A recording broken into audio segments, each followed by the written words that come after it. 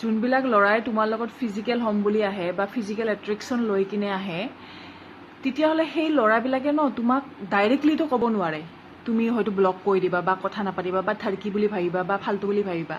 চ' সিহঁতে ডাইৰেক্টলি নকয়, সিহঁতে মানে এক্সৰ কথা কোৱা ষ্টাৰ্ট কৰে, আৰু সেই এক্সৰ কথা কৈ কিনে মানে ইনডাইৰেক্টলি সেইবিলাক বস্তু তোমাৰ পৰাও বিচাৰিব। লাইক মানে এনেকৈ ক'ব যে মোৰ এক্স আছিলে, তাইৰ লগত মোৰ ফিজিকেল হৈছে, তাইৰ লগত মই বহুত ক্ল'জ আছিলোঁ, বুজি পাইছানে? সেইবিলাক বস্তু আগৰ ৰিলেশ্যনশ্বিপৰ ক্ষেত্ৰত মানে কৈ কিনে তোমাকো দেখুৱাই থাকিব, তোমাকো বুজাই থাকিব যে মই এইখিনি বস্তু তোমাৰ পৰাও বিচাৰোঁ। কথাটো বুজি পাইছানে? সিহঁতে ডাইৰেক্টলি নকয়।